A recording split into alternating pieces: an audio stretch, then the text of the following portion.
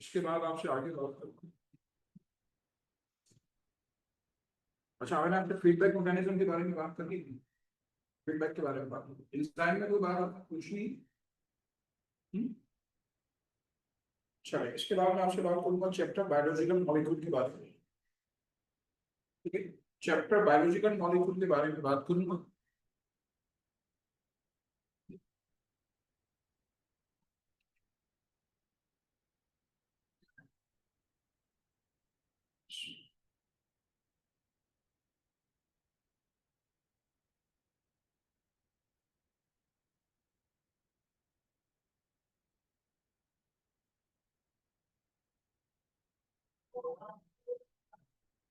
Admit कर लिया था, बच्ची पीछे रह गई।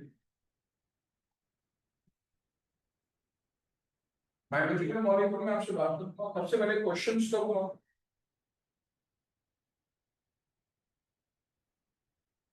पहला सवाल है, काइटिन किस चीज का पॉलीमर होता है? Chitin is the polymer of what? आप बताएंगे।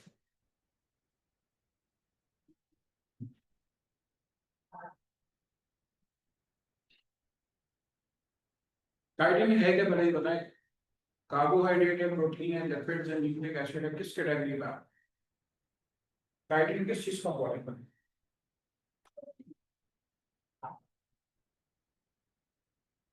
नहीं, प्रोटीन ही होगी।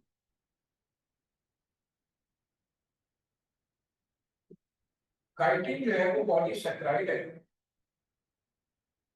ठीक है, this is classified as a polysaccharide. और पॉलीसैकेराइड है यानी कि कार्बोहाइड्रेट है। और मेरा सवाल है किस चीज का पॉलीमर है? Polymer of N acetyl ग्लूकोजामीन।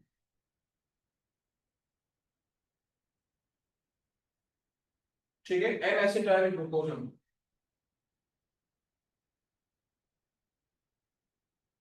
दूसरा सवाल, सक्रोज का स्ट्रक्चर बनाइए आप अपने पास। स्ट्रक्चर बनाइए सक्रोज। सक्रोज का स्ट्रक्चर कैसा होता है मुझे क्वेश्चन नहीं।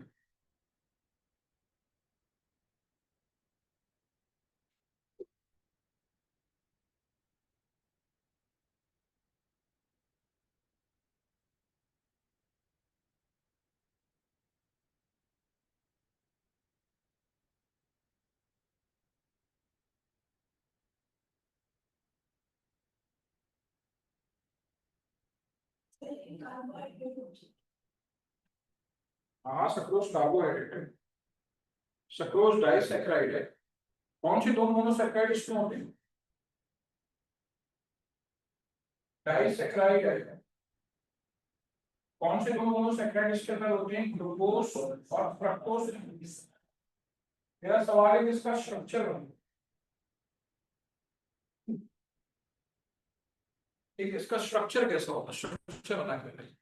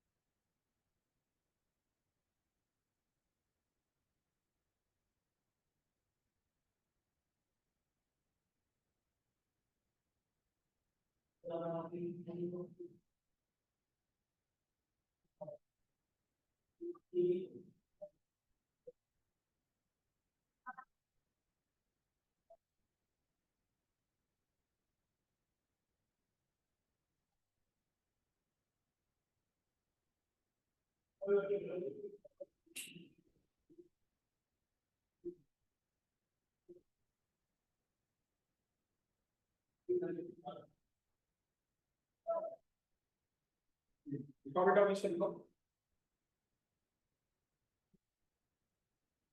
ये तो शायद एक मोनोसैकेराइड बनाया आपने।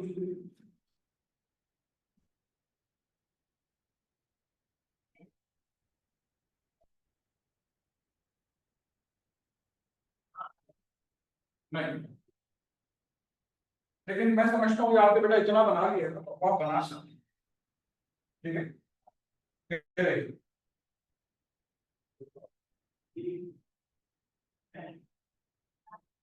फिर ये सबसे पहले मैंने ग्लूकोज बनाया। अब उसके बाद ये फ्रक्टोज बना।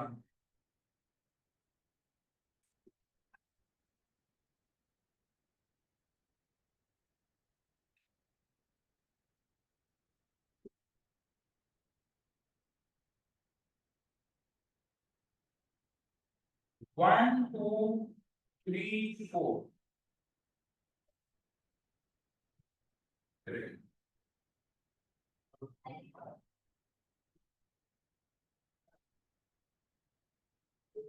इस तरह से नहीं,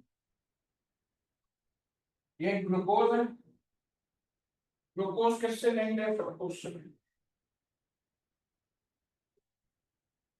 ठीक है, लेकिन ग्लूकोज और फ्रक्टोज दोनों चीज से H2O6 होगी। ग्लूकोज का फॉर्मूला भी यही है और फ्रक्टोज का फॉर्मूला भी यही है। ठीक है, ग्लूकोज एल्डोज शुगर है और फ्रक्टोज जो है वो कीटोज शुगर है। ठीक है, ग्लूकोज एल्डोज शुगर है और फ्रक्टोज जो है वो कीटोज शुगर है। तो आपस में ग्लाइकोसाइडिक लिंकेज के जरिए जुड़ेंगे तो ये आपके पास सपोज होना है। ठीक है, स्ट्रक्चर बेटा आपको बताओ एंट्री टेस्ट के बारे में। तीसरा सवाल है, सेलुलोज का स्ट्रक्चर पूछा जा चुका है। सेलुलोज का स्ट्रक्चर बनाइए, सेलुलोज का स्ट्रक्चर कैसा होता है। सेलुलोज है क्या, कार्बोहाइड्रेट है, प्रोटीन है, लिपिड है, क्या है? कार्बोहाइड्रेट, कार्बोहाइड्रेट और पॉलीसेकेराइड। ठीक है, पॉलीमर ऑफ ग्लूकोज। ठीक है, इसमें बेटा बॉन्ड कौन से होती है, इसमें बॉन्ड्स कौन से होती है, वो तो होते हैं। ग्लूकोज तो होगा, जाहिर बात है पॉलीमर ग्लूकोज है, लेकिन ग्लूकोज के दरमियान बॉन्ड्स कौन से होते हैं, बीटा 1 4। ठीक है, ये आज का सवाल, इसके अंदर बीटा 1 4 लिंकेज को, ठीक है 1 4 लिंकेज, बीटा 1 4 लिंकेज आपको इसके अंदर मिलेंगे। ठीक है, this has beta 1 4 linkage. Cellulose की खास बात, स्ट्रक्चर बेटा बताओ। मेरा सवाल ये कैंपी टेस्ट में आ चुका है, ये जब आया था तो केमिस्ट्री के अंदर आया था, बहरहाल ये सवाल बायोलॉजी का भी है और केमिस्ट्री का। हाँ, आपने स्ट्रक्चर कुछ इसी तरह बनाना है, लेकिन एग्जैक्टली जो भी डाइसेक्राइड ऐसा नहीं होगा। आप कोशिश करें जैसा बनाएंगे, आप गलती करेंगे, मैं गलती करवा कर ही आपको सिखाना चाहता हूँ।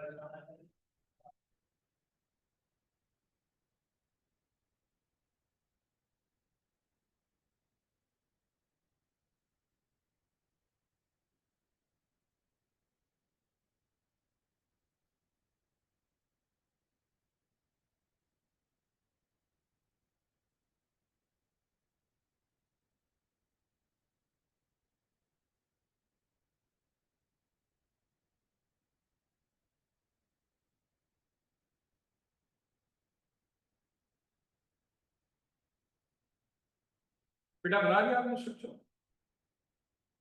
हाँ देखो वहीं से देखो।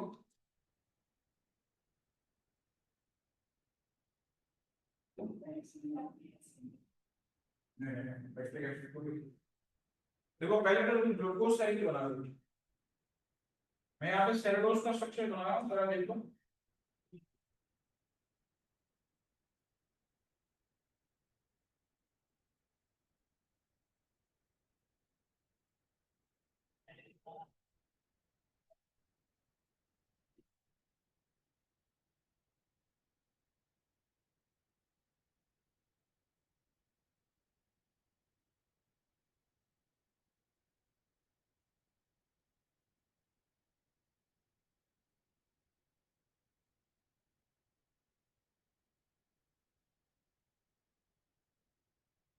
ये रहिए,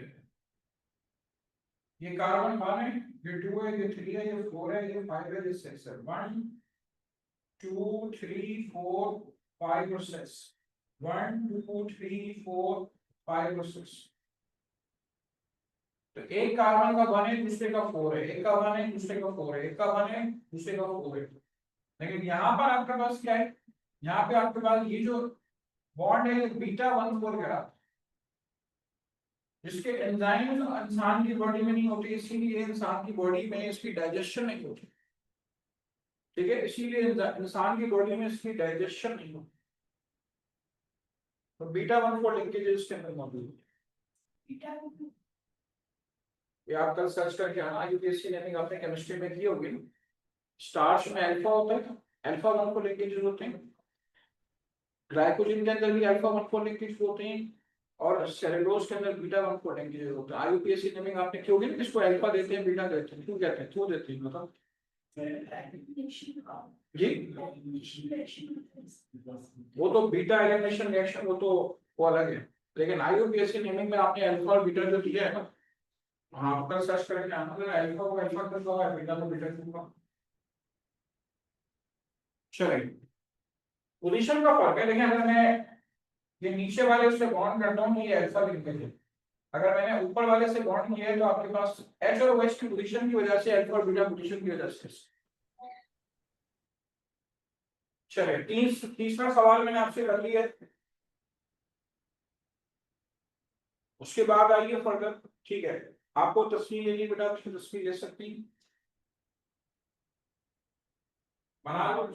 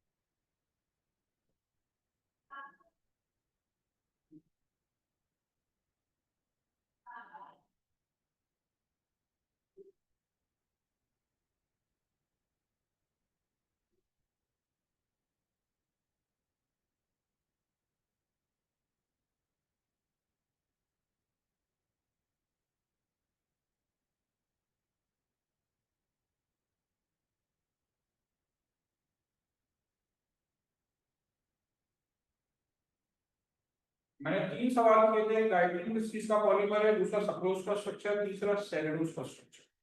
ठीक है, अब मैं टॉपिक की तरफ आऊंगा, प्रोटीन। आप लिखना, कॉपी करना बेटा, कॉपी कर लिया। अच्छा, आपके मोबाइल है, सीट खींच सकती हैं आप। ओके, तो मैं हो सकता है कि जो लोग ऑनलाइन है ना, उनको कहीं उसका मसला हो गया, देखने का मसला, उनको प्रॉपर नजर नहीं आ रहा। अच्छा,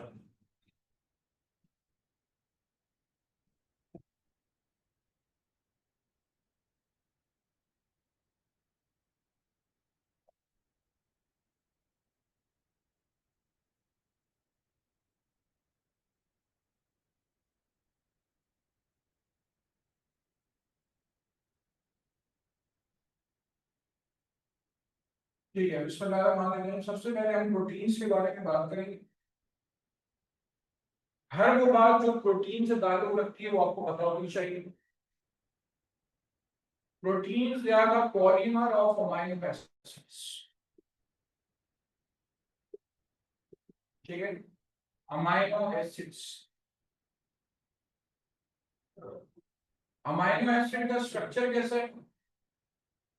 इसमें एक तरफ कार्बन मौजूद है, कार्बन के एक तरफ कार्बोक्सिलिक एसिड ग्रुप मौजूद है, दूसरी तरफ अमाइनो ग्रुप मौजूद है, एक तरफ हाइड्रोजन है और दूसरी तरफ रेडिकल मौजूद है। तो प्रोटीन के स्ट्रक्चर में आपको एक तरफ कार्बोक्सिलिक एसिड ग्रुप मिलेगा और एक तरफ आपको अमाइनो ग्रुप मिलेगा। ठीक है, पेप्टाइड बॉन्ड की फॉर्मेशन कैसे होगी?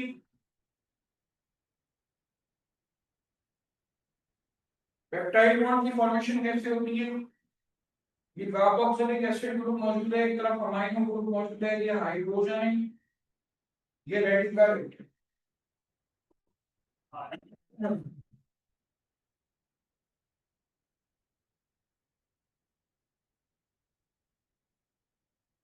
इसमें आपके पास क्या होगा? इसमें आपके पास ये होगा कि एक तरफ से OH निकलेगा और एक तरफ से हाइड्रोजन निकलेगा। ठीक है, जब यहाँ से बॉन्ड्स खाली होंगे तो ये दोनों आपस में जुड़ जाएंगे और वहां पे क्या होगा? पेप्टाइड बॉन्ड की फॉर्मेशन होते हैं।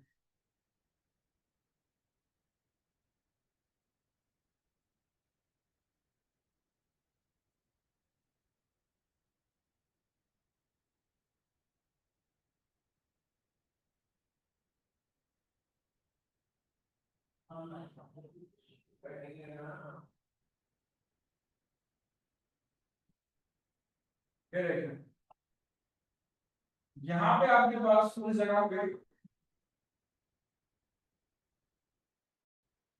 जो बॉन्ड बना है इसको नाम देते हैं this is what, this is the peptide bond. ठीक है, जो बॉन्ड यहाँ पे बना है वो पेप्टाइड बॉन्ड कहलाता है। इसमें से एक में से हाइड्रोजन निकला है, दूसरे में से OH ग्रुप निकला है। तो यहाँ पे क्या मिलेगा आपको? यहाँ पे आपको वाटर मिलेगा। ठीक है, as a result water is released, water यहाँ पे रिलीज हो। ये पेप्टाइड बॉन्ड की फॉर्मेशन। इसके बाद आपको 4 डिफरेंट स्ट्रक्चर्स बताने जा रहा हूँ प्रोटीन्स के।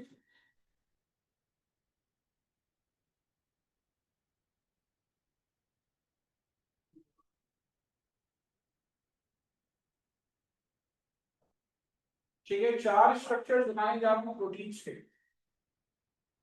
इसमें एक आपको प्राइमरी स्ट्रक्चर मिलेगा, एक सेकेंडरी स्ट्रक्चर मिलेगा, एक टर्शियरी स्ट्रक्चर मिलेगा और एक क्वार्टरनरी स्ट्रक्चर मिलेगा। अब बेटा आप बताओगे, रिवाइज कराओगे प्राइमरी स्ट्रक्चर क्या होता है, सेकेंडरी क्या होता है, टर्शियरी क्या होता है, क्वार्टरनरी क्या होता है? रिवाइज कराओगे क्या करेंगे? प्राइमरी से जो है वो लॉन्ग चेन होती है और इसमें लॉन्ग चेन किसमें भी हो सकती है, लॉन्ग चेन में कोई फर्क नहीं है। प्राइमरी स्ट्रक्चर में क्या होता है? प्राइमरी स्ट्रक्चर में there is a linear arrangement of amino acids. ये प्राइमरी स्ट्रक्चर, ये सेकेंडरी स्ट्रक्चर। ठीक है, एक प्राइमरी स्ट्रक्चर है और एक secondary structure.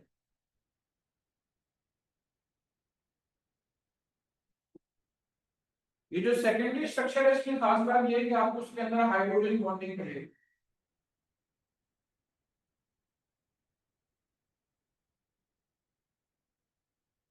Correct,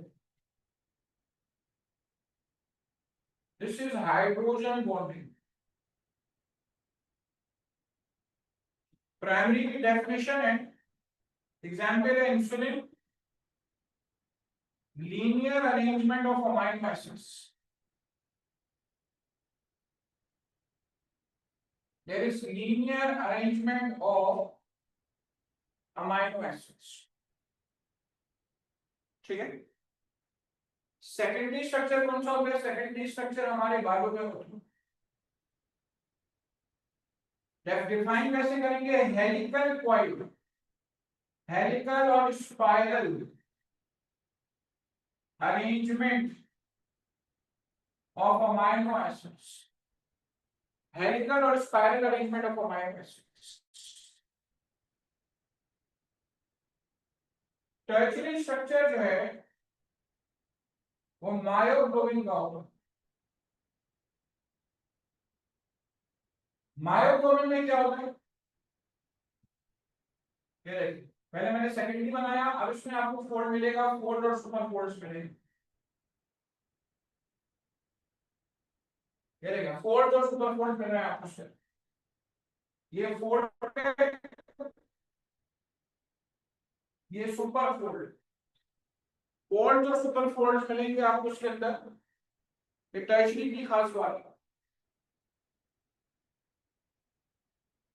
When there are fold or superfold,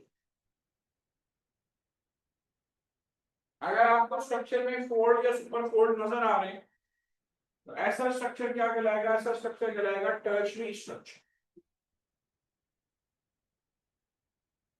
quaternary structure की डेफिनेशन आप बताएंगे बेटा? क्वार्टरनरी स्ट्रक्चर क्या होता है? सोचिए, आप सोचेंगे तो बेटा आपको याद रहेगा। क्वार्टरनरी स्ट्रक्चर की क्या खास बात?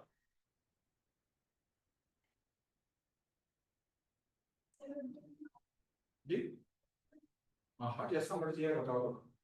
आप परेशान नहीं हो, आप बिला जितना आप कोई बात नहीं बेटा, आपको नहीं आएगा तो मैं आपको बताऊंगा, मैं आपको बता इसीलिए रहा हूँ। बताओ, पूरी में बताओ।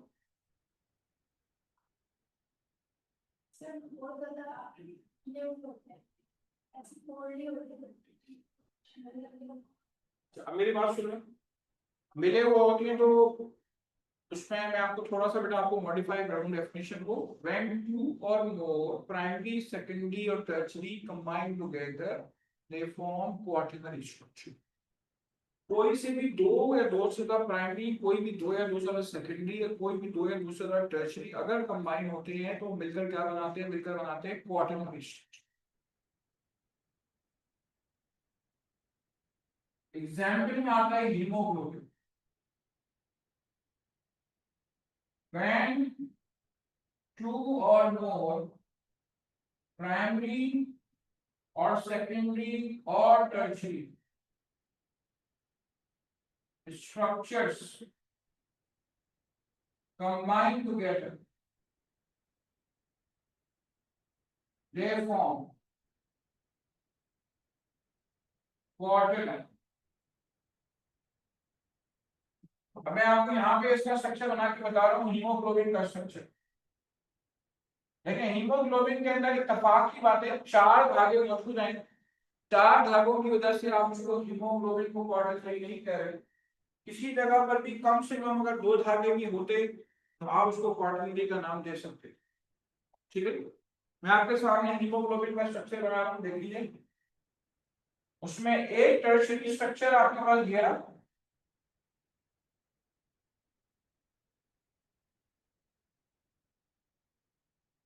एक टर्शियरी era,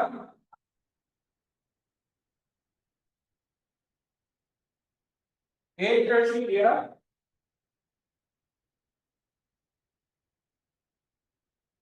और एक टर्शियरी era। आप जरा गौर करें, इसमें चार धागे हैं टर्शियरी, अगर दो भी होते तब भी इसको क्वार्टरनरी होते इसके अंदर हीमोग्लोबिन के अंदर। तो प्रोटीन के जो क्लासिफिकेशन है उसमें सबसे पहले बेटा आपको ये प्राइमरी सेकेंडरी स्ट्रक्चर आना चाहिए। और मैंने अभी जो आपको बात बोली कि हमारा जो बाल है उसके अंदर सेकेंडरी स्ट्रक्चर होता है, तो देखिए ये बाल है। अगर मैं इसका क्रॉस सेक्शन करूं तो आपको उसके अंदर बंडल्स बने, और जो बंडल्स बनेंगे उसके अंदर सबसे अंदर आपको जो छोटे से छोटा इंग्रेडिएंट बेटा आपको मिलेगा, तो वो आपके पास कैसा होगा? वो आपके पास होगा सेकेंडरी स्ट्रक्चर। ठीक है, वो स्ट्रक्चर होगा सेकेंडरी स्ट्रक्चर। चलिए, तो ये प्रोटीन में सबसे पहले मैंने आपको स्ट्रक्चर बताया, सबसे पहले मैंने आपको अमाइनो एसिड का स्ट्रक्चर बताया, ये आपको पता होना चाहिए।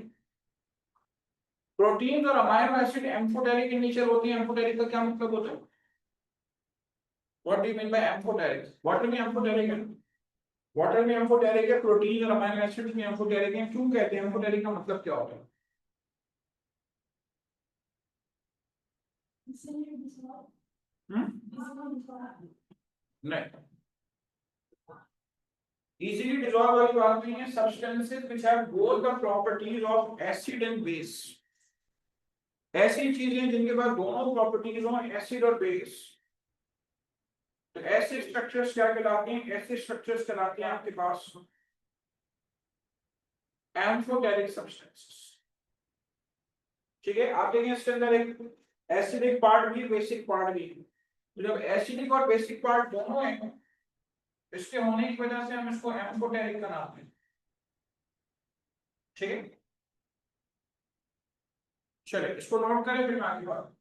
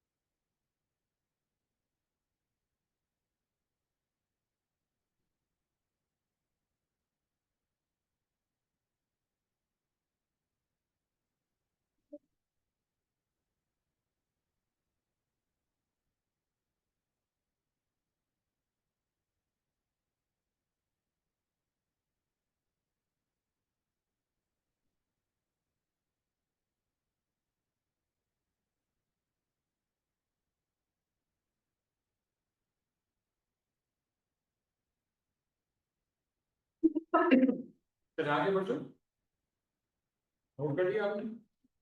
ठीक है,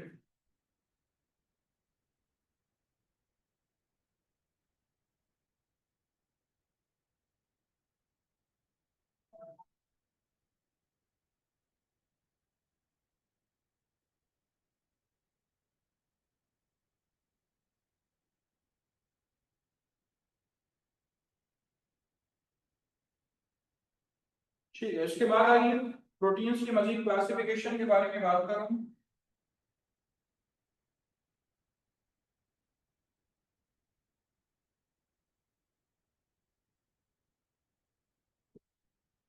प्रोटीन्स की क्लासिफिकेशन में आप इसको क्लासिफाई करते हैं स्ट्रक्चर के लिहाज से फाइब्रस प्रोटीन्स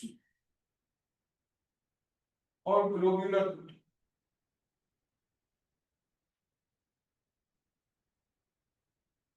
फाइब्रस प्रोटीन जो होते हैं कंसिस्ट ऑफ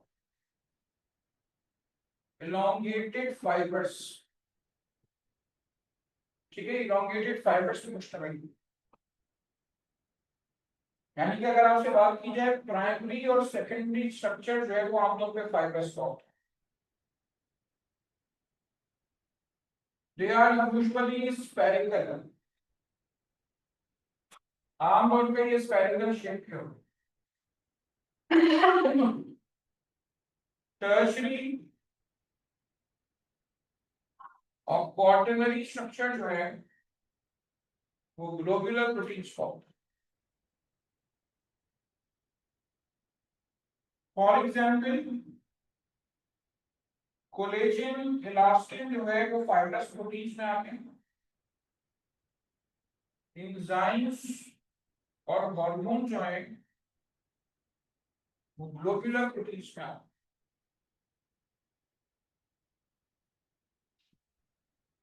मजीद आइए, अकॉर्डिंग टू स्ट्रक्चर आपके पास मुख्तलिफ किस्म के प्रोटीन हैं। एक्टिन प्रोटीन है, मायोसिन प्रोटीन है, इसके अलावा ट्रोपोनिन है, टाइटिन है, फिब्रिलिन है। ये सब जो मैंने नाम लिखे हैं, और एक नाम और लिख देता हूं डिस्ट्रोफिन प्रोटीन।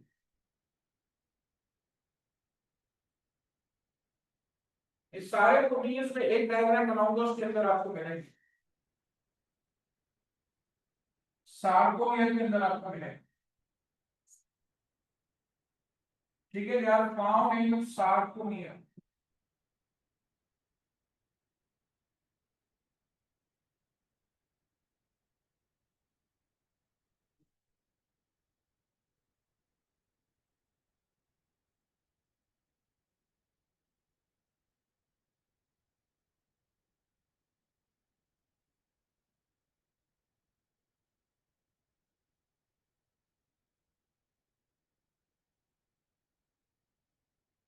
अब मैं इसके अंदर अगर लेबलिंग करूं तो देखें ये एक्टिन प्रोटीन, ये मायोसिन प्रोटीन। जो एक्टिन प्रोटीन आपको नजर आ रहा है इसके ऊपर आपको ट्रोपोनिन मिलेगी। ये ट्रोपोनिन है।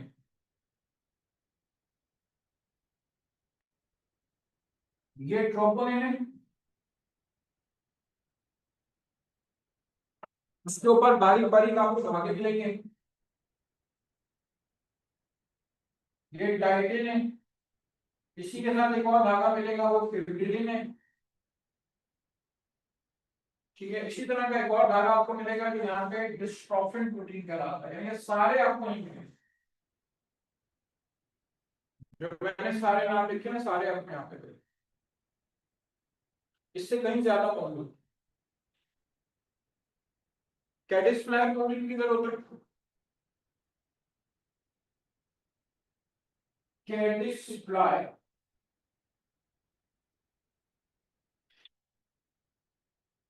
कैडिस फ्लाई प्रोटीन जो है ये मकड़ी का जाला जिस चीज का बना हुआ होता है वो कैडिस फ्लाई प्रोटीन कहलाता है।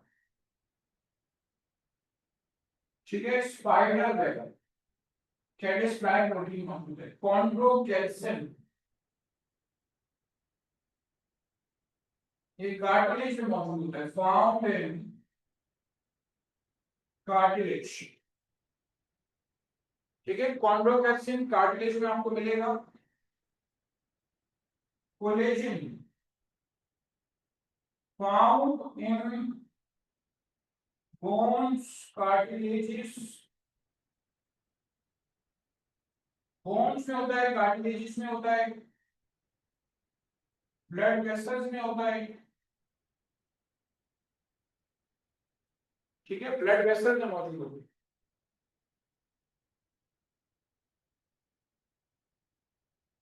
ठीक है, कोलेजन, इलास्टिन ये कहाँ मिलता है आपको, लंग्स में मिलता है। ठीक है, फाउंड इन लंग्स, ये आपको लंग्स में मिलेगा।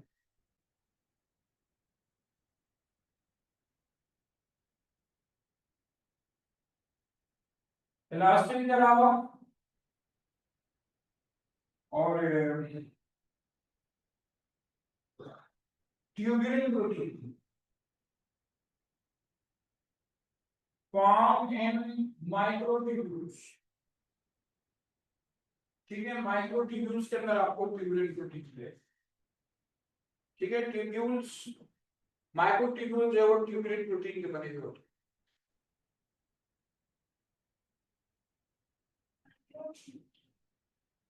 माइक्रोट्यूब्यूल्स क्या होते हैं? एक सेल के अंदर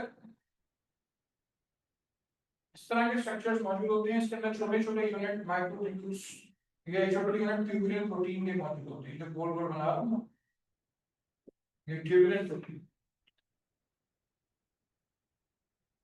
चलिए, ट्यूबुलिन प्रोटीन के अलावा आपके पास कोलेजन, इलास्टिन, ट्यूबुलिन, केराटिन, क्या चीज? ट्रिप्सिन। ट्रिप्सिन तो एंजाइम है। ठीक है, प्रोटीन का बना हुआ है, लेकिन यहाँ मेंशन नहीं करेंगे, हम अकॉर्डिंग टू स्ट्रक्चर की बात करें। केराटिन प्रोटीन बालों में मौजूद होता है, नेल्स में मौजूद है। ठीक है, बालों और नेल्स में आपको मिलेगा।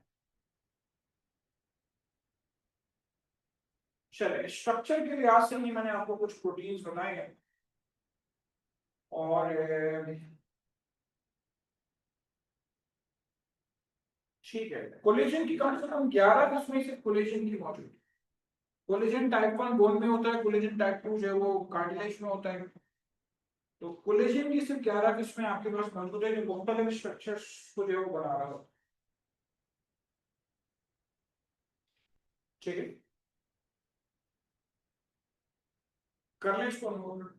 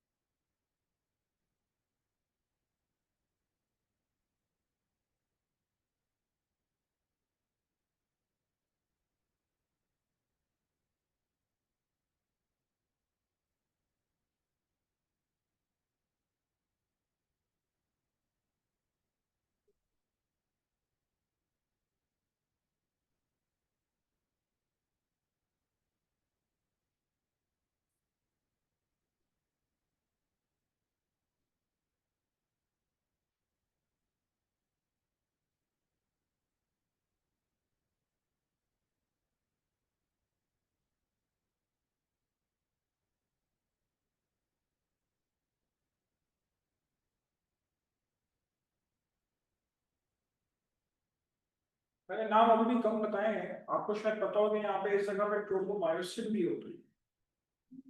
ठीक है, ट्रोपोमायोसिन भी होता है, ट्रोपोनिन तो होती है और भी बहुत सारे।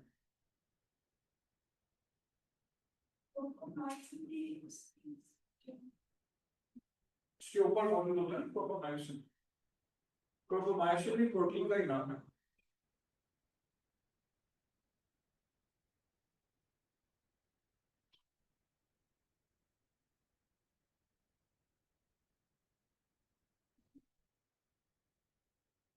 लिखिए बेटा आपने। चलिए आगे बात करेंगे फर्दर आपसे। क्लासिफिकेशन ऑफ प्रोटीन, आपको मैंने स्ट्रक्चर के लिहाज से सारी क्लासिफिकेशन बता दी है। हमें अकॉर्डिंग टू फंक्शन बताने जा रहा है।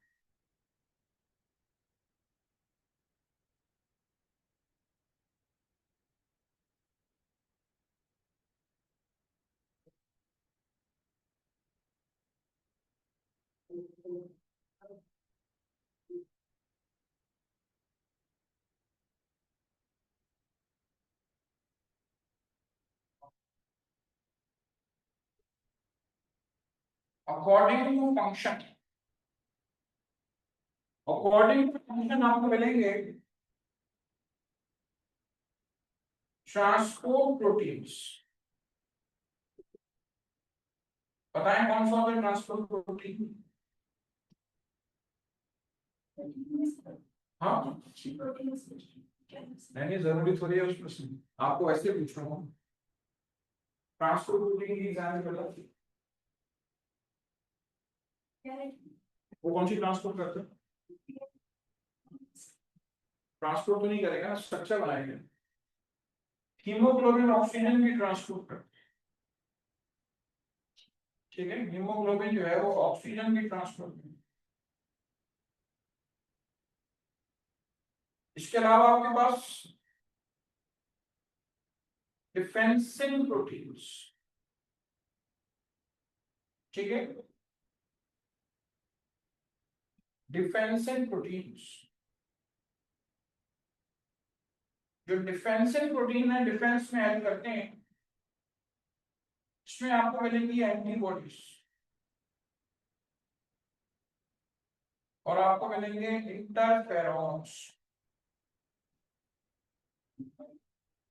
इंटरफेरॉन जो वायरस को मारने के लिए केमिकल सब्सटेंसेस रिलीज होते हैं, और प्लाज्मा से जो एंटीबॉडी रिलीज करती हैं, जो बैक्टीरिया या वायरस को जाके लगती हैं, वो अल्टीमेटली मर जाते हैं। इसके अलावा आपको स्टोरेज प्रोटीन मिलेंगे। स्टोरेज प्रोटीन्स में जो आपको जो है सीड्स के अंदर स्टोरेज में मदद देते हैं। फॉर एग्जाम्पल एल्ब्यूमिन, ठीक है, एल्ब्यूमिन की फॉर्म में मुख्तलिफ सीड्स के अंदर स्टोरेज होती है। कॉन्ट्रैक्टाइल प्रोटीन्स, कॉन्ट्रैक्टाइल प्रोटीन्स के अंदर आपके पास आ जाते हैं एक्टिन, मायोसिन, ठीक है, एक्टिन मायोसिन कॉन्ट्रैक्टाइल प्रोटीन्स के अंदर आते हैं।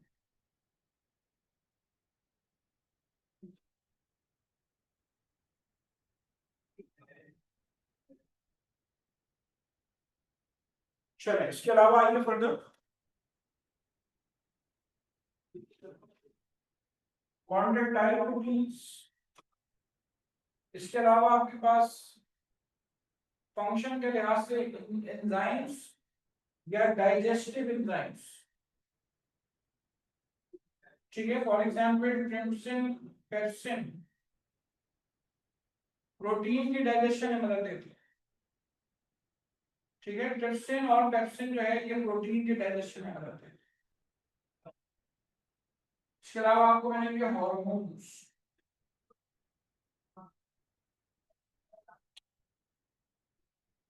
ठीक है, हार्मोन्स मौजूद है।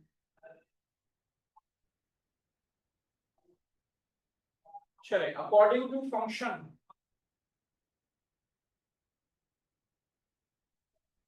और कौन से प्रोटीन है? चलिए अकॉर्डिंग टू फंक्शन मैंने आपको क्लासिफिकेशन बता दी, लेकिन इसके अलावा हम आपके पास एग्जाम में फंक्शंस ऑफ प्रोटीन अलग से आते हैं।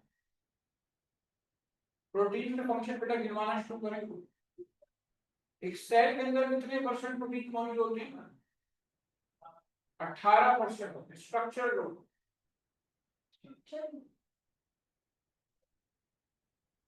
एक सेल के अंदर 18% प्रोटीन मौजूद होते हैं। और प्लाज्मा के अंदर जो है, प्लाज्मा के अंदर जो है वो 7% प्रोटीन मौजूद होते हैं, 7%। ठीक है, प्लाज्मा के अंदर 7% प्रोटीन आपको मिलेगा। प्रोटीन का रोल आपके पास क्या है? स्ट्रक्चर बना। प्रोटीन और क्या करता है? ठीक है, ट्रांसपोर्ट में रोल प्ले करता है, स्टोरेज में रोल प्ले करता है। ठीक है, बफर के तौर पे काम करता है। मैंने सब जो पीछे नहीं किया ना, उसको करने जा रहा हूँ। बफर के तौर पे काम करता है। बफर क्या होता है? A chemical substance that resists any change in pH with the addition of strong acid or base। हमारे ब्लड में जो हीमोग्लोबिन होता है ना, रेड ब्लड सेल्स को बफर के तौर पे काम। हीमोग्लोबिन जो है वो ऐसा बफर पीएच के चेंज को रेजिस्ट करता है। ठीक है, बफर के अलावा और क्या काम है इसका? प्रोटीन्स को और क्या काम है?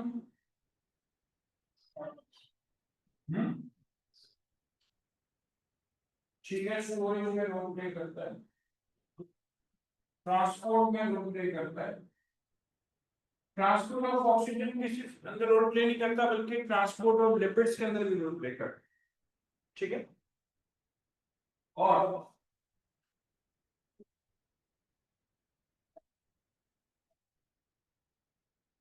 और प्रोटीन्स का क्या काम है?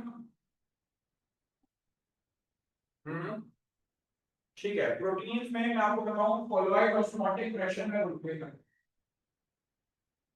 कोलोइड ऑस्मोटिक प्रेशर क्या करता है? हमारी जो ब्लड वेसल होती है इसके अंदर जो प्रोटीन्स मौजूद होते हैं,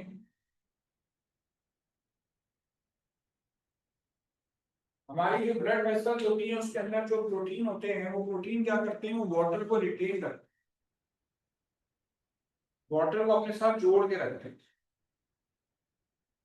जब वो वाटर को अपने साथ जोड़ के रखते हैं तो उससे क्या होता है कि पानी इंटरस्टिशियल स्पेस में मूव नहीं करता। ठीक है, पानी जो है वो इंटरस्टिशियल स्पेस जो है उसके अंदर मूव नहीं करता।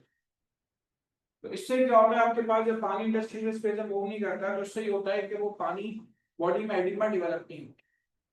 ये प्रोटीन का काम है। जिन लोगों का लिवर फेल हो जाता है, किडनी फेल हो जाती है, तो ब्लड वेसल्स के अंदर प्रोटीन्स कम हो जाते हैं। ठीक है, तो ये प्रोटीन्स क्या करते हैं? आपके पास ब्लड वेसल्स के अंदर पानी को रिटेन करके रखते हैं।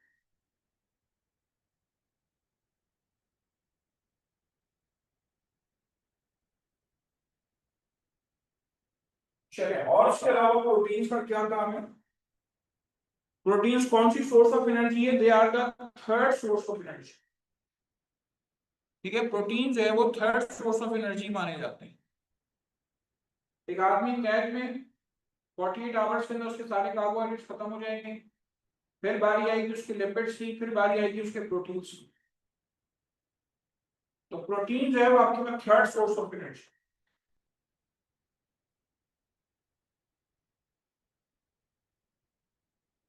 ठीक है, they are classified as third source of energy।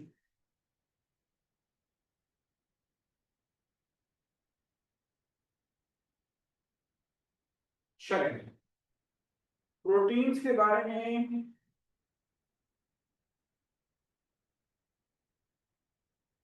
दुनिया के तमाम एंजाइम्स में प्रोटीन पार्ट जरूरी है। ठीक है, दुनिया के तमाम एंजाइम जो है उनमें प्रोटीन आपको लाजमी मिलेगा। चलिए, कर लें, नोट कर लें इसको।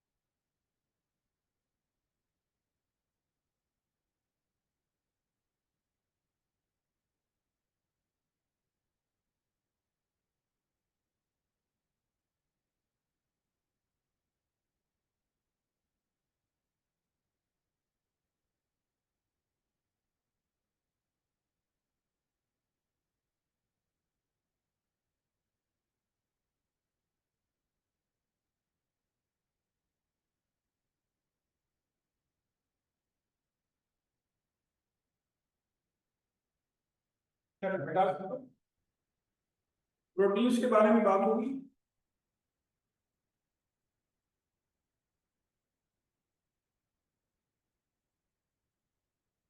अच्छा, एक चीज ध्यान में रखिएगा, मुतादद प्रोटीन ऐसे होते हैं कि जिसमें डाई सल्फाइड लिंकेजेस आपको मिलेंगे।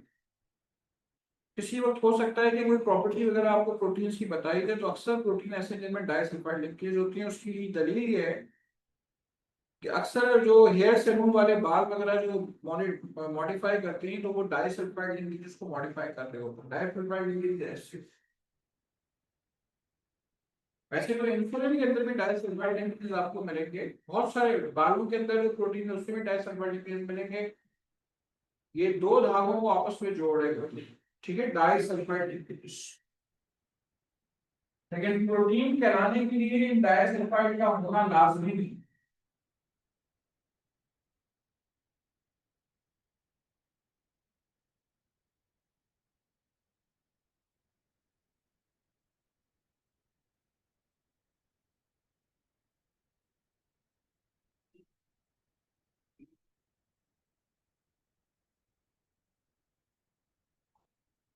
चलिए, इसके बाद आगे होगा, इसके बाद आपसे बात करने जा रही हूँ कार्बोहाइड्रेट्स के बारे में।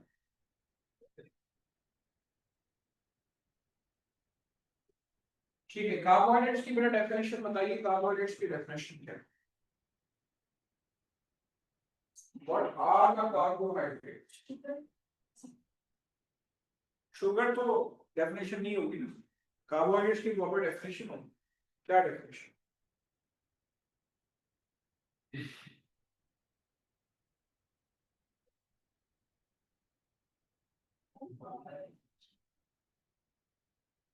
सोचे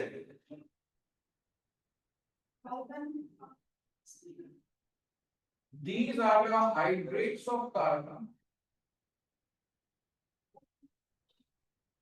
that is hydrogen and oxygen in the same ratio as in water।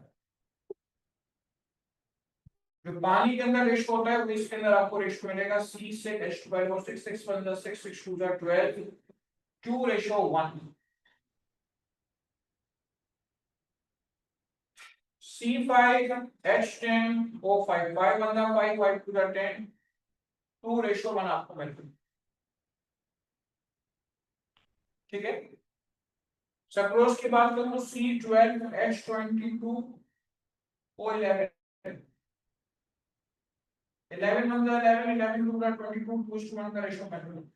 जो पानी के अंदर हाइड्रोजन और ऑक्सीजन का रेशो है 2:1, वो रेशो आपको इसके अंदर मिलेगा। ठीक है, because hydrate of carbon and hydrogen oxygen same ratio as in water। Classification की तरफ आ गए,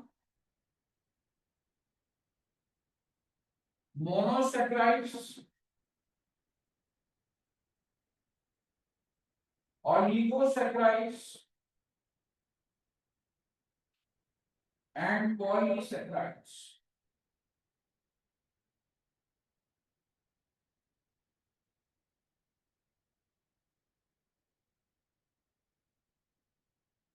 Monosaccharides, oligosaccharides and polysaccharides.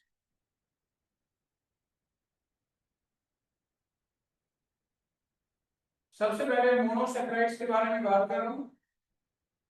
Monosaccharides की डेफिनेशन क्या है? मोनोसैकेराइड्स की एग्जांपल ये देखिए, इसमें आपको ट्राइओस शुगर मिलेगी, टेट्रोस शुगर मिलेगी, पेंटोस शुगर मिलेगी, हेक्सोस शुगर मिलेगी, हेप्टोस शुगर मिलेगी।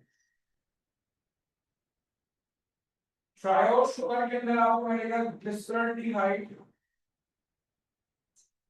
और डाइहाइड्रोक्सी एसीटोन। टेट्रोस शुगर के अंदर इरिथ्रोस एंड इरिथ्रोडोस। पेंटोस शुगर के अंदर आपको मिलेगा राइबोस एंड राइबोडोस।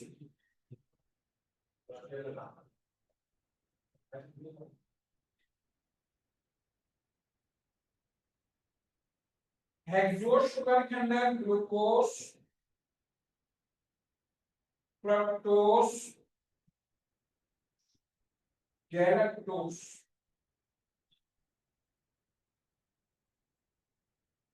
और हेप्टोस शुगर के अंदर आपको मिलेगा ग्लूकोहेप्टोस। ठीक है, ग्लूकोहेप्टोस।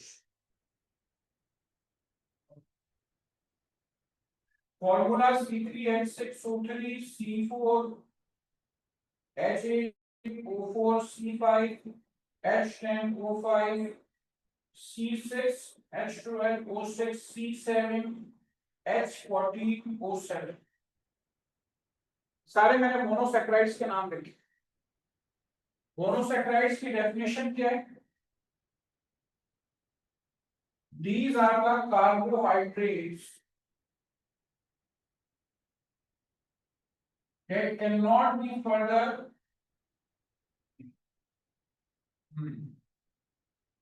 hybridized into simpler carbohydrates।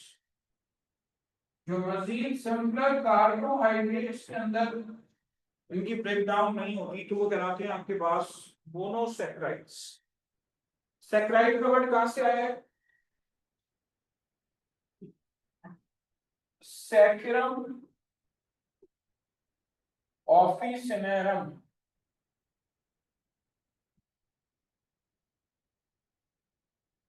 ठीक है, सैकेराइड का वर्ड आया है सैकरम ऑफिसिनेरम, गन्ने को कहते हैं।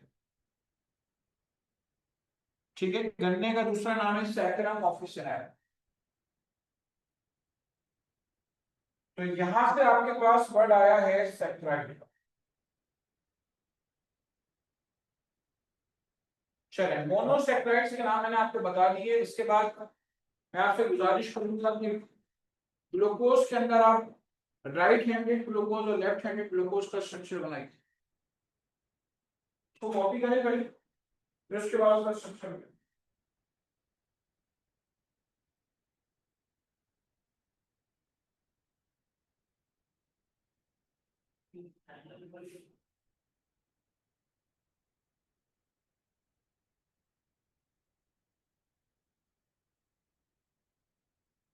जी वालेकुम, मैं क्लास करता हूँ। कौन सी क्लास है? मैं क्लास करता हूँ।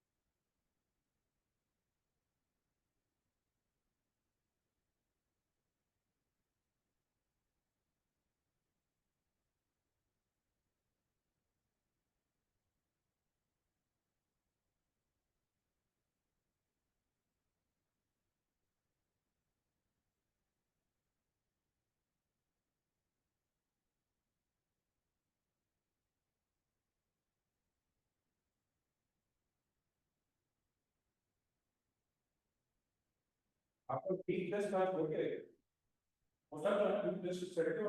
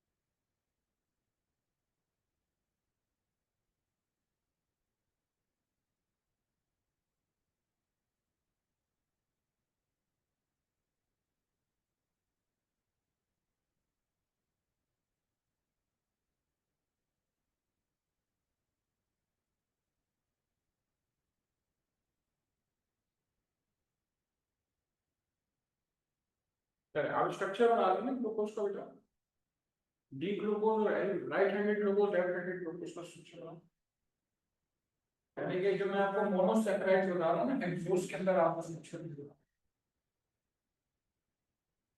बना लिया नो अच्छा फ्रक्टोज का स्ट्रक्चर बनाओ ओपन चेन बनाया कैसे बनाए क्लोज बनाए वाह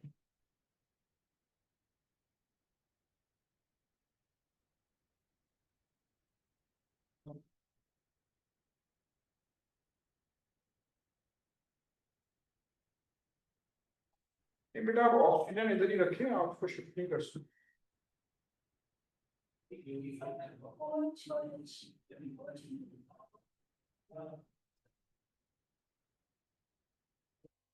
ये रहेगा आपके सामने बना दूं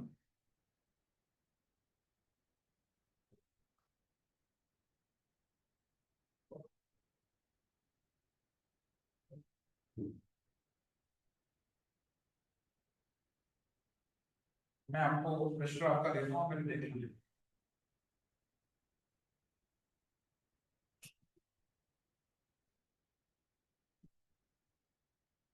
CH2OH, जो R ग्लूकोज होता है उसमें यहाँ पे आपको OH मिलेगा, और जो L ग्लूकोज होता है उसमें आपको OH यहाँ मिलेगा। बस ये फर्क है। अब बाकी चीजें जो है आप उसके अंदर अपनी मर्जी से आप फिल कर दीजिए। यहाँ OH है, यहाँ हाइड्रोजन है, यहाँ H है, ये OH है, ये OH है, ये हाइड्रोजन है, ये हाइड्रोजन है, ये OH है। ठीक है, इसकी बेसिस पे दिस इज ये L ग्लूकोज और वो R ग्लूकोज। अरे बताओ,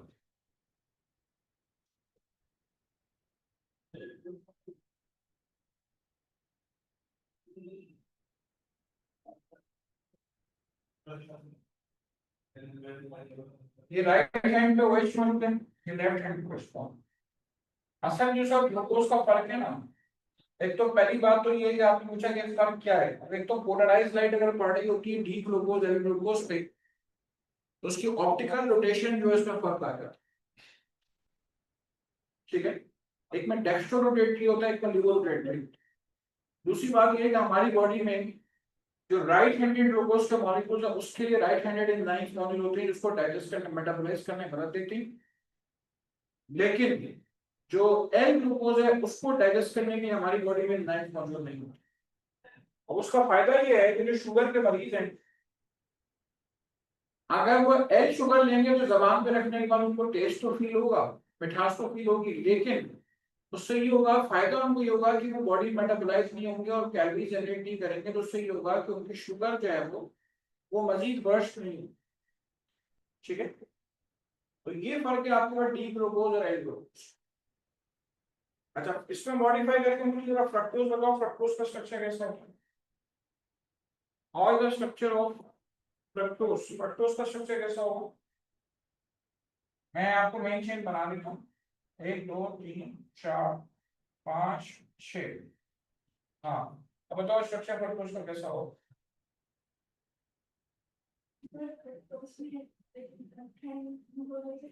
नहीं, फ्रक्टोज जो है उसमें वो लिटोज शुगर होती है, वहां पे ये मिलेगा। बाकी ये CH2OH और ये CH2OH, एक तरफ OH, एक तरफ H, एक तरफ H, एक तरफ OH, एक तरफ OH, एक तरफ H। ठीक है, तो ये जो आपको मिल रही है ना, ये इसके अंदर कीटो ग्रुप मौजूद। This is the structure of what, this is the structure of. किसी भी ऑन कैंपस या ऑनलाइन स्टूडेंट के जहन में ये बात है कि सर ये आप स्ट्रक्चर क्यों बनवा रहे हैं?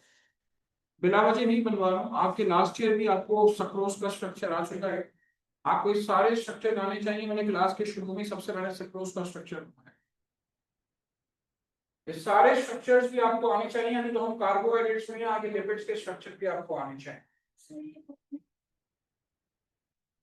बना लो, वरना कंफ्यूज हो तो अभी बना लो।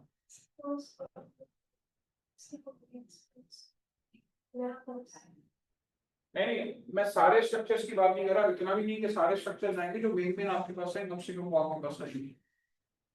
आपको इलेक्ट्रॉन वगैरह का बना लो स्ट्रक्चर।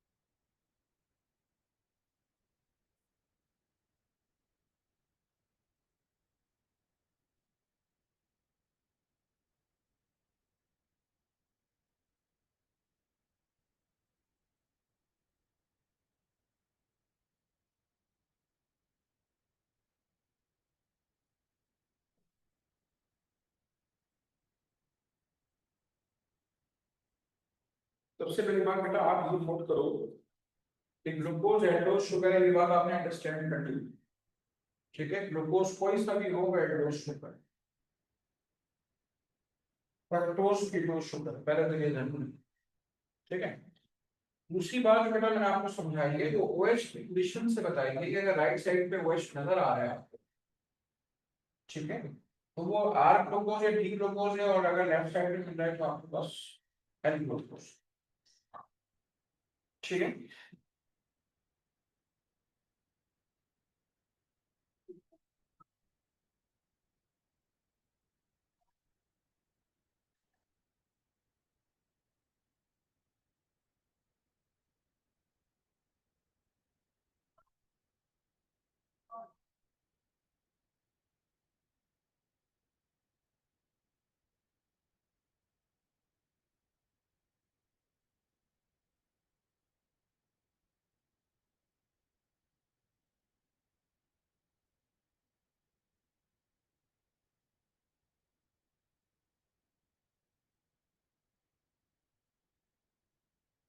चलेगा,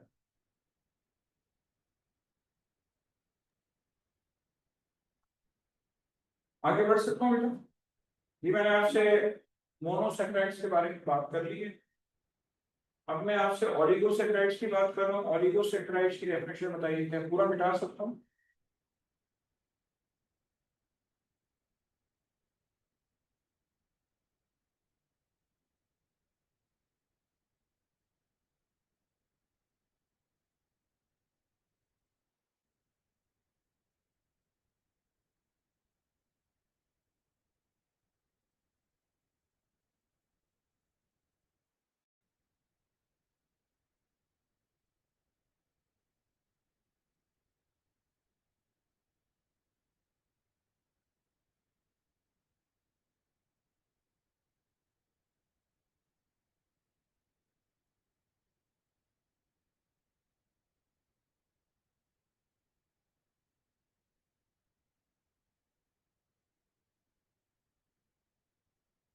हाँ, ओलिगोसैकेराइड्स की डेफिनेशन बताओ। Only one hydrogenous. नहीं, ये डेफिनेशन थोड़ी है। सोचो, ओलिगोसैकेराइड की डेफिनेशन है थोड़ी दोस्तों। These are the carbohydrates which on hydrolysis yield 2 to 10 monosaccharides. These carbohydrates yield 2 to 10 monosaccharides on hydrolysis. ठीक है, 2 से 10 मोनोसैकेराइड्स प्रोड्यूस हैं। अब इसमें जो डाइसैकेराइड्स हैं वो कौन से हैं? डाइसैकेराइड्स में आपके पास सक्रोज आ जाते हैं, माल्टोज है, लैक्टोज है। सक्रोज जो है आपको पीछे बताकर आ रहा हूँ, ग्लूकोज और फ्रक्टोज से मिलकर बनता है। माल्टोज के अंदर ग्लूकोज और ग्लूकोज मौजूद है, लैक्टोज के अंदर ग्लूकोज और गैलेक्टोज मौजूद है, ठीक है। ये आपके हो गए डाइसैकेराइड्स,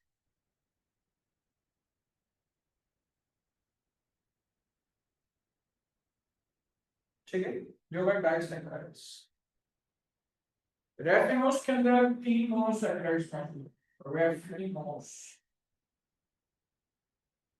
ठीक है, 3 मोनोसैकेराइड्स में।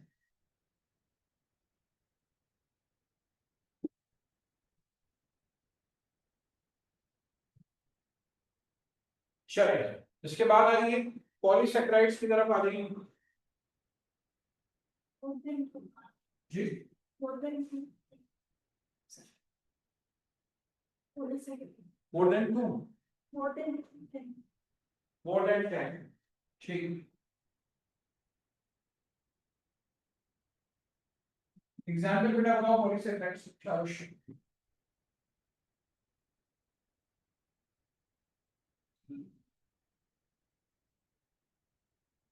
Glycogen, starch, cellulose. ठीक है, ग्लाइकोजन, स्टार्च और सेल्यूलोज, ये पॉलीसेकेराइड्स की एग्जांपल्स का। और these carbohydrates eat more than 10 monosaccharides on hydrolysis। ठीक है, 10 से ज्यादा मोनोसैकेराइड्स प्रोड्यूस करते हैं ब्रेकडाउन होने के बाद। ठीक है, ये क्या कराते हैं पॉलीसैकेराइड्स।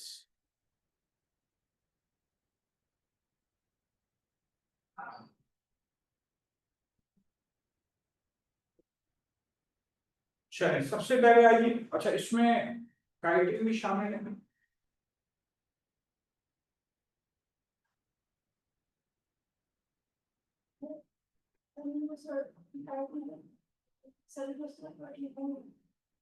जी, कहाँ से उसका प्रोटीन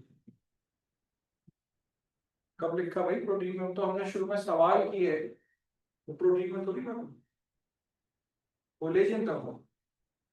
ठीक है, कोलेजन था उस पैटर्न में मैच कर रही है आपको। कोलेजन COLLAGEN कोलेजन, ये सेलुलोज है। जो आप लकड़ी पे बैठी हुई है ना, ये सारी सेलुलोज ही तो है। ये जितनी आपको लकड़ी नजर आ रही है, दरवाजे खिड़कियां, सब सेलुलोज ही तो है, प्रोटीन थोड़ी है। चलें, glycogen, starch, cellulose and chitin.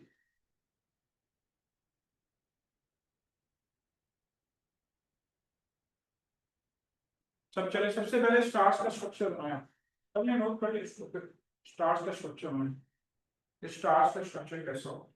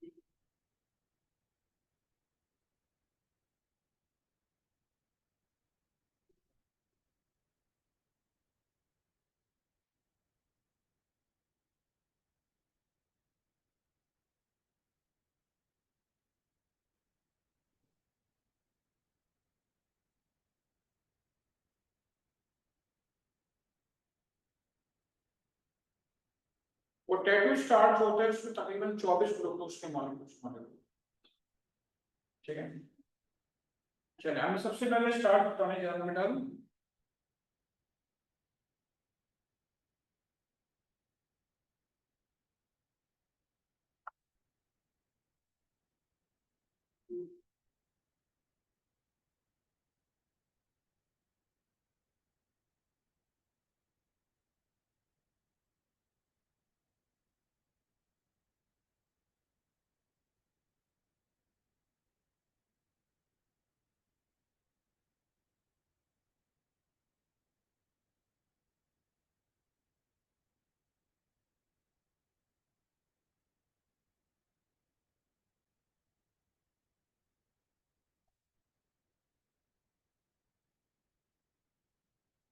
ठीक है, सबसे पहले तो ये सुन लें कि आपको उसके में देखिए स्ट्रेट चेन मिलेगी।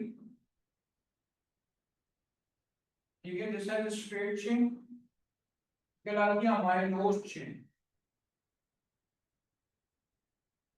और दूसरी आपको शाख मिलेगी वो कहलाती है अमाइलोपेक्टिन चेन।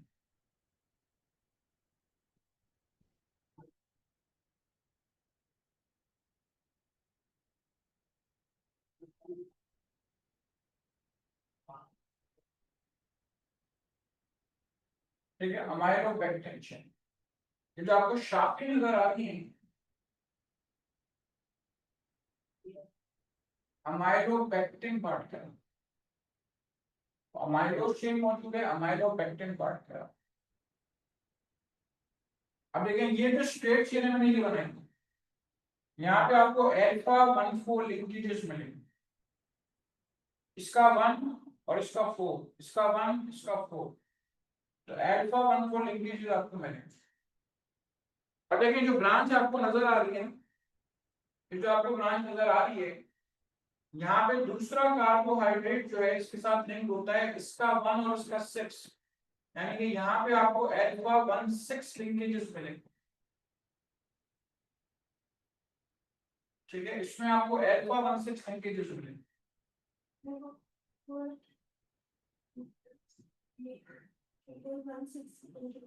ये देखिए इसका 1 कार्बन है, उसका छठा कार्बन है, ये दोनों आपस में बॉन्डिंग बनाए, इसमें ऑक्सीजन मौजूद होगी। इस तरह ये मौजूद है ना, इसका 1 है, इसका 4 है, इस तरह इसका 1 होगा, इसका 6 होगा, तो 1,6 लिंकेज होगी। हाँ बेटा ये पूरा स्टार्च है, पूरा स्टार्च है। यहाँ पे इसकी जो शार्प इस जगह की बॉन्डिंग की बात कर रहा हूँ कि ये बॉन्ड 1,4 नहीं होगा, जहां पे ये शार्प लिंकिंग है ना, ये 1,4 नहीं होगा, तो ये 1,6 होगा। यहाँ पे ये सारे बॉन्ड 1,4 है, लेकिन ये बॉन्ड आपके पास 1,6 लिंकेज के बारे में। और चाहे स्टार्च की बात करूं बेटा, चाहे ग्लाइकोजन की बात करूं, दोनों के अंदर आपको ये 1,4 और 1,6 लिंकेजेस मिलेंगे। सेलुलोज में मैंने भी आपसे शुरू में सवाल किया था, वहां पे बीटा 1,4 लिंकेजेस थे, यहाँ पे 1,4 लिंकेजेस मिलते हैं। 1,4 और जहाँ ब्रांचिंग होती है वहां पे आपको 1,6 लिंकेजेस मिलते हैं। बनाओ स्ट्रक्चर बनाओ।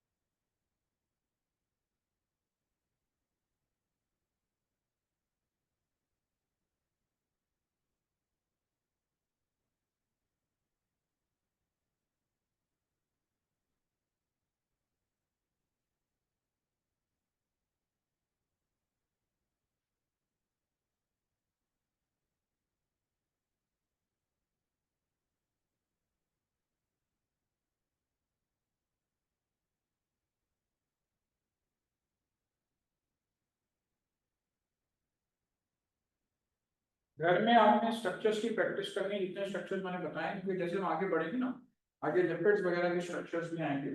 ठीक है, आप बना लो, कंप्लीट कर लो, कंप्लीट कर लिया आपने। अच्छा, स्टार्च के बारे में चंद बातें और। Storage form of carbohydrate in plants.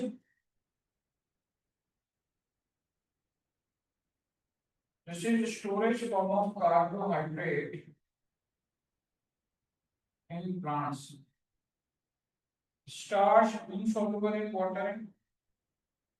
ठीक है, पानी में insoluble। ठीक है, आयोडीन के साथ कौन सा कलर देता है? अगर मैं इसके ऊपर आयोडीन डाल दूं, कौन सा कलर आएगा? Good shot, blue black colour with iodine. ठीक है, ये blue black colour with iodine, ये खास बात है। रिड्यूसिंग शुगर है, नॉन रिड्यूसिंग शुगर है? No, non reducing. रिड्यूसिंग कौन सी है? रिड्यूसिंग कौन सी है? ग्लूकोज और फ्रक्टोज रिड्यूसिंग शुगर है। आपको शायद ये बात पता है कि पौधा अपना खाना ट्रांसपोर्ट करता है तो ग्लूकोज की शक्ल में करता है, क्योंकि अगर वो जो खाना अपना ट्रांसपोर्ट कर रहा है सक्रोज की शक्ल में, अगर वो ग्लूकोज और फ्रक्टोज की शक्ल में करेगा तो जब वो गुजर के जा रहे होंगे तो वैसे रिड्यूसिंग एजेंट काम करेगा, तो आसपास से मिलने वाली चीज को रिड्यूस कर देंगे। ठीक है, इसलिए सक्रोज भी नॉन रिड्यूसिंग है, सक्रोज की फॉर्म में ट्रांसपोर्ट होता है, स्टार्च भी आपका नॉन रिड्यूसिंग। ठीक है, ताकि उसकी ट्रांसपोर्ट जो पॉसिबल। अच्छा, अब जो मैंने स्ट्रक्चर आपको बना के बताया है, ग्लाइकोजन का स्ट्रक्चर भी यही होगा। ठीक है,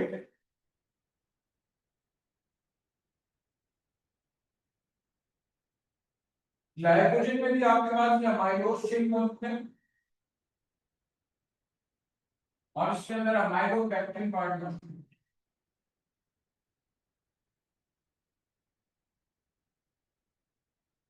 ठीक है, इसके अंदर ब्रांचिंग ज्यादा होती है, मेरी बात सुनिए बेटा। हाँ, ये देखिए, ये अमाइलोपेक्टिन पार्ट है, लेकिन दिस इज मोर ब्रांच। ठीक है, इसकी शाखें ज्यादा निकली हो। ये अमाइलोज पार्ट है और ये अमाइलोपेक्टिन पार्ट। जो अमाइलोपेक्टिन पार्ट आपको नजर आ रहा है, this is considered as more branched. यहाँ ब्रांचिंग ज्यादा होती, शाखें ज्यादा होती। ठीक है, दिस इज मोर ब्रांच्ड। बाकी स्ट्रक्चर बिल्कुल सेम होता है, लेकिन यहाँ पे ग्लाइकोजन आप बनाएंगे जो ये बनाएंगे अल्फा 1 4 लिंकेज होते हैं, और इस जगह मैंने आपसे कहा अल्फा 1 6 लिंकेज होते हैं, यहाँ पे शार्प होते हैं, फिर आगे से मजीद अल्फा 1 4 ही कंटिन्यू हो रहे हैं। ये जो देखें यहाँ पे, अगर बात करूँ ना इस जगह पे, यहाँ पे 1 4 ही होते हैं, लेकिन जिस जगह पे शार्प डिवाइड हो रही होती है वहां पे alpha 1 6 linkage.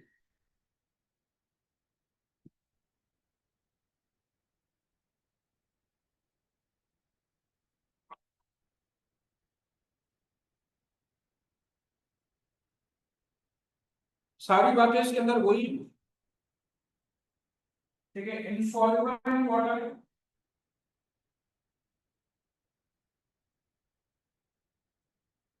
Storage form of carbohydrate है इन एनिमल्स। हमारी बॉडी में ग्लाइकोजन कहाँ स्टोर होती है? हमारी बॉडी हाँ, लिवर में स्टोर होता है, मसल्स में। ठीक है, लिवर और मसल ऐसी जगह हैं जहां पे ग्लाइकोजन स्टोर होता है।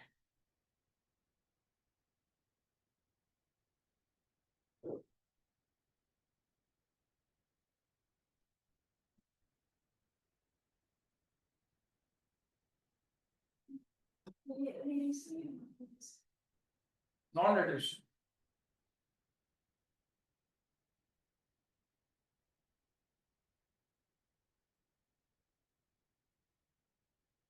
चलिए, आज तक के लिए इतना ही। जितना पढ़ा दिया उसको रिवाइज कर लीजिए।